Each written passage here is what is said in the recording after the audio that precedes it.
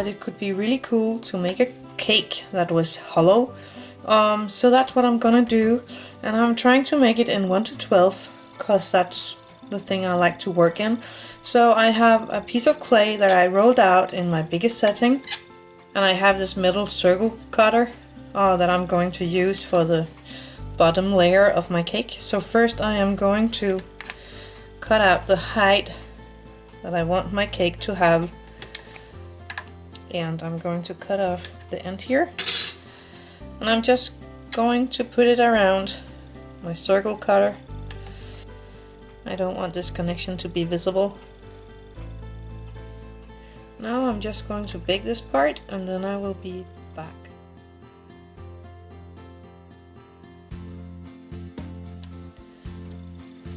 I baked the ring and I slided it off when it was still hot, so actually it's not fitting anymore, only a little.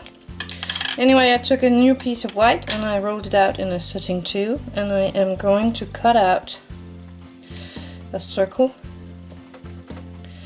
and this one needs to be small enough to be inside my ring here, and it is. Now I'm going to take this one, put my ring on it, and I'm going to cut out, and I have a nice mark here for where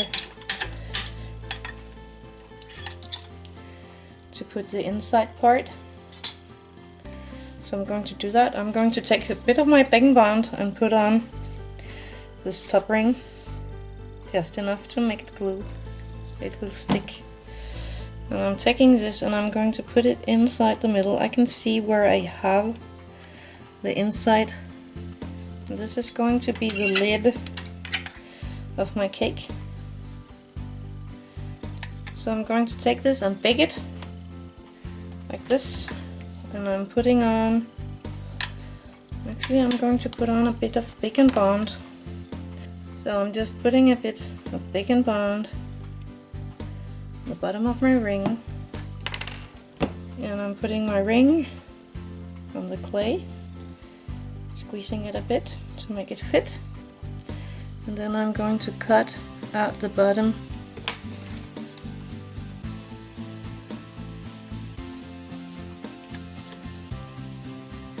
And now I'm just going to bake it like this.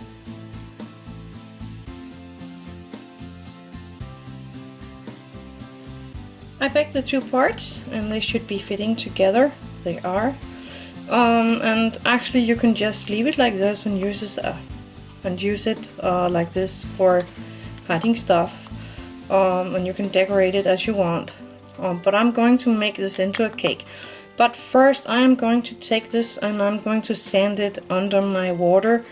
I sanded mine a bit, and I made sure it's dry before I work on it. So I'm going to leave this aside for a bit, and then I took some scrap clay and I pushed out 3 pieces in the same size, and I'm going to squeeze them together into the top layer of my cake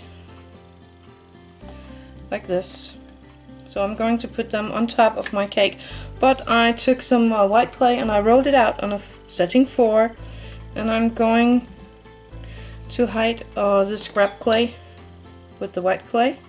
Nice and slowly I'm just working it down over the scrap clay, saving this for another project. Then I'm going to take my lid and I'm going to glue it on there with my baking bond. So I put some baking bond on this piece of the cake, and I'm going to glue it on there. I rolled out some pink clay and some pinker clay, light pink clay, in a setting 7, and I'm using my flower cutter and I'm just cutting out some flowers. Put my flowers around it, oops, and place them on the cake.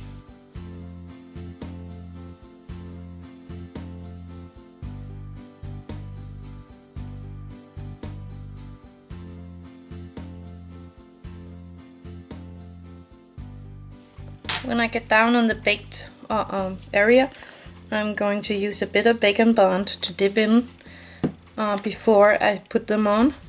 I have some silver nail art micro beads, and I'm going to put one in each of my flower. So I dip my pin in fimo liquid and I dip it into the middle of my flowers, and I pick up a few of these micro beads, and I want one in each flower. So I dip it in my liquid and I put it, a bit of it, into my flowers, and I pick up a bead and I put it in there.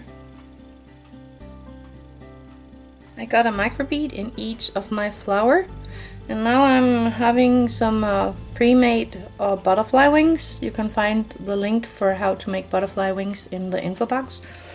And I made a bit of and I took a bit of clay and rolled it into the shape of the body of my butterfly. And I'm going to take a bit of bacon bond and put on my cake. Then I take the body and I stick it on where I like it to be. So I have the body in place. Then I take my tweezers and I take the wing and I put it into my bacon bond, and I place it by the body of my butterfly. You can make the wings open or laying down. That's all up to you. And when I have my butterflies like I want them to, I am going to bake this for 10-15 minutes to make sure everything stays where I want it to be.